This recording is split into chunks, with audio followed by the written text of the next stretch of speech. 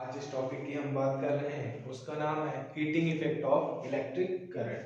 यानी हम बात करेंगे वैद्युत धारा के ऊष्मीय प्रभाव की। इसकी बात कर रहे हैं heating effect of electric current यानी वैद्युत धारा का ऊष्मीय प्रभाव।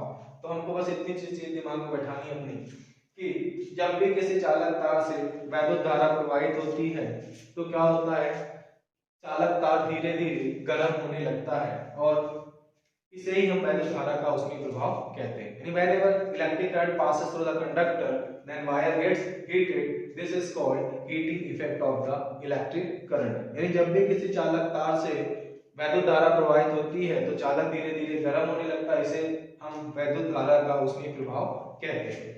तो अगर हम बात करें, मान लें कोई हमारे पास एक सर्किट है ऐसा करके और इसमें कोई पोटेंशियल डिफरेंस V लगा हुआ है, तो हमें पता है कि अगर कोई चार्ज Q फ्लो करना है कितने, कहां से, A से B तक की, अगर या B से A अगर कोई चार्ज Q फ्लो करना है तो हमें कुछ वर्क डन करना पड़ेगा जो कितना होगा, W होगा। हमें पता है अगर B टू A हमें चार्ज Q फ्लो करना है तो हमें कुछ ना कुछ वर्क डन करना पड़ेगा, ठीक है।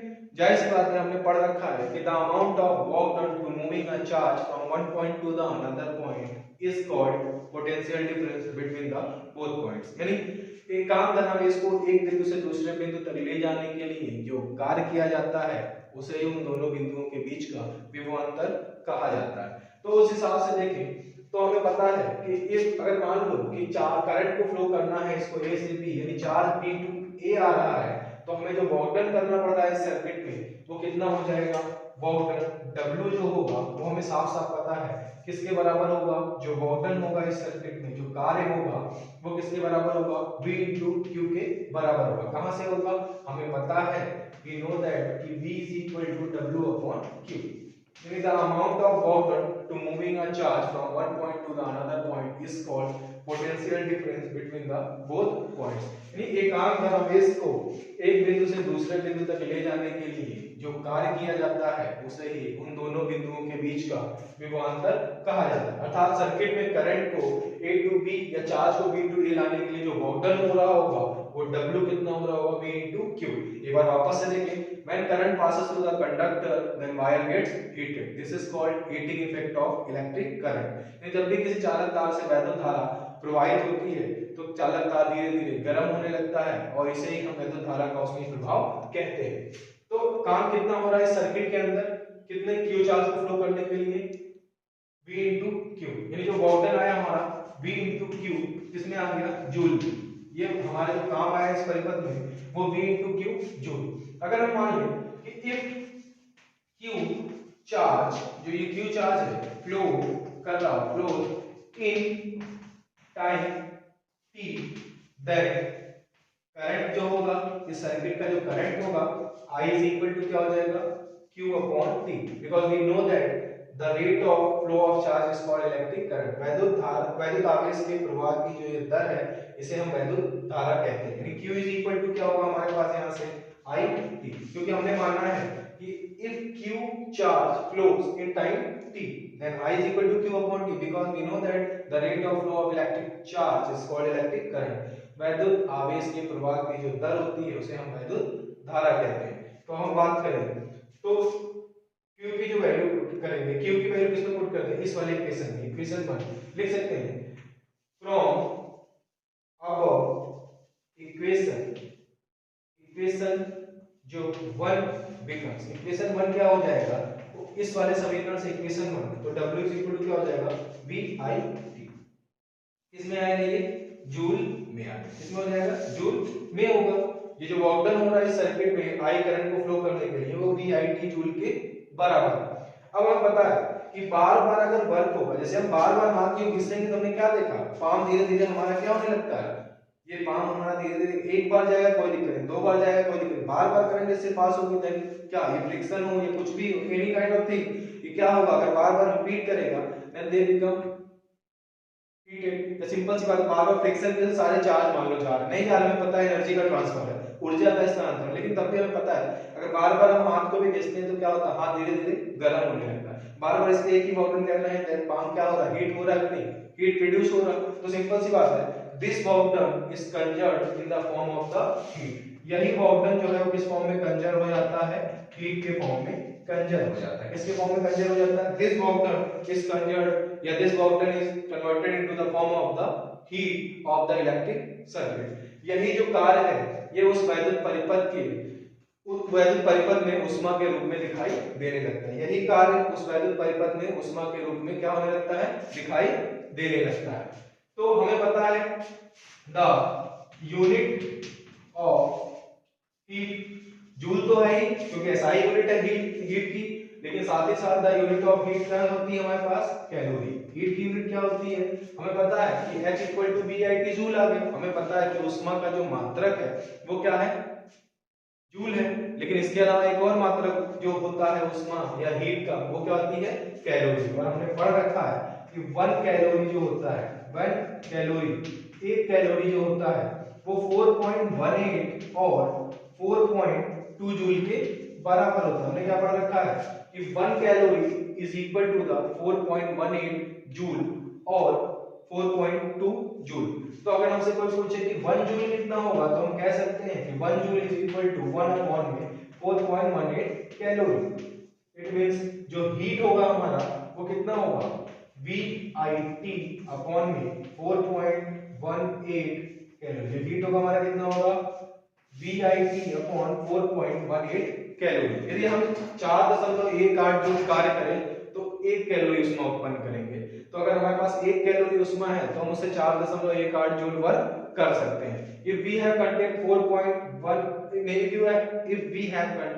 calorie of heat then we are capable to do 4.18 joule work, or if we do 4.18 joule work on any body then we produces the heat of 1 calorie। यानी 1 कैलोरी ऊष्मा से 4.18 जूल अगर काम कर सकते हैं तो 4.18 जूल कार्य करके किसी वस्तु से हम 1 कैलोरी ऊष्मा भी उत्पन्न कर सकते हैं। यानी 1 joule is equal to 1 upon 4.18 calorie. It means जो हीट होगा वो VIT अपॉन 4.18 कैलोरी हो जाएगा किसी सर्किट का। अब हम देखें इफ रेजिस्टेंस, मान लिया गया सर्किट का resistance of the circuit is R, then according to Ohm's law, अगर परिपथ का प्रतिरोध R हो तो ओम के नियम से हमें पता है V is equal to IR। ये इक्वेशन 2 मान ले इसको, तो क्या लिखेंगे, then इक्वेशन 2 becomes, तो इक्वेशन 2 क्या हो जाएगा हमारे पास, साफ साफ पता है कि H ऐसे ही रहने देंगे, V की जगह क्या रखेंगे IR, एक I पहले से है तो I into I square RT upon में कितना होगा 4.18 कैलोरी। तो हीट के लिए हमारे पास एक नया फॉर्मूला आ गया I square RT upon 4.18 calorie. और अगर हम देखें आगे तो अगर हम लिख दें कि I is equal to V upon R, then heat का अगेन एक नया फॉर्मूला आ जाएगा H is equal to V square T upon में 4.18 into R, और ये किसमें आएगा, कैलोरी में आ जाएगा। ये तो हमारा हीट किसके फॉर्म में आ गया, कैलोरी के। तो हीट के लिए अगर कोई पूछे फॉर्मूले कितने तो हम ये भी यूज कर सकते हैं, heat is equal to V into Q upon 4.18 जब देंगे तो कैलोरी में और जूल में रखेंगे तो इतना आएगा। VIT भी यूज कर सकते हैं क्योंकि हीट के लिए जूल में, VIT कैलोरी में, VIT अपॉन 4.18 कैलोरी। अगर हम बात करें हीट की तो I स्क्वायर RT अपॉन 4.18। अगर हमें रेजिस्टेंस नोन है, करंट नोन है, टाइम, तो हीट के लिए हम ये फॉर्मूला यूज करेंगे। अगर हमारे पास पोटेंशियल डिफरेंस और रेजिस्टेंस के साथ टाइम पता है तो हम हीट के लिए H is equal to V square T upon 4.18 into R calorie use करेंगे। तो वापस से हम फिर आते हैं, किसी ने पूछा हीट क्या है तो हम बोल सकते हैं when electric current passes through the conductor then wire gets heated, this is called heating effect of electric current। यदि किसी चालक से वैद्युत धारा प्रवाहित होती है तो चालक का धीरे धीरे गर्म होने लगता है, इसे वैद्युत धारा का उसमें प्रभाव कहते हैं। मान लें कोई पोटेंशियल डिफरेंस V है तो W वर्क डन कर रहा है, जैसे चार्ज Q को सर्किट में P टू A, तो करंट इससे फ्लो हो रही है तो work done W equal to V into Q। अगर हम माने सपोज करें Q चार्ज फ्लो होता है कितने टाइम में, T टाइम में, तो current I is equal to कितना होगा, Q upon T। The rate of flow of charge is called electric current. तो तो Q इज इक्वल टू कितना होगा आई टी। हमें पता है W इज इक्वल टू कितना हो जाएगा बी आई टी, बिकॉज हमने Q की जगह रख दिया है आई टी, तो W is equal to V I T. This work is conserved in the form of the converted into the form of the heat of the circuit. यही कार्य जो है वैद्युत परिपथ में ऊष्मा के रूप में हमें दिखाई देता है, तो हमने S is equal to V I T joule मान लिया। हमें पता है ऊष्मा का यानी जो हीट का एक अन्य मात्रक है, जो हीट की एक अनदर यूनिट है वो कैलोरी है, तो 1 कैलोरी इज इक्वल टू 4.18 और 4.2 जूल होता है। It means 1 joule is equal to 1 upon 4.18 calorie. It means H is equal to VIT upon 4.18 calorie, because joule की जगह आएगा 1 अपॉन 4.18 कैलोरी। अगर हम बोले कि if the resistance of the circuit is R, then according to Ohm's law, if physical condition of a conductor is not changed, then current which passes through the conductor, or resistance is directly current which passes through the conductor or resistor wire is directly proportional to the potential difference applied across it. यानी कि चालक की भौतिक अवस्थाएं like लंबाई, चौड़ाई, ताप, दाब इत्यादि परिवर्तित ना करें तो चालक में बहने वाली धारा उसके सिरों पर लगे विभवांतर के अनुपाती होती है। V is equal to IR, where R क्या होता है प्रोपोर्शनलिटी कांस्टेंट और रेजिस्टेंस ऑफ द कंडक्टर। तो H is equal to क्या होगा, यहाँ V की जगह हमने क्या रख दिया IR, तो ये हो जाएगा I square RT upon 4.18 calorie. अब देखिए I is equal to कितना है V अपॉन R, तो H is equal to क्या हो जाएगा V square T upon 4.18 into R calorie. अगर हीट की बात करें तो V square T upon 4.18 into R calorie. ये हमारा होगा heating effect of the electric current.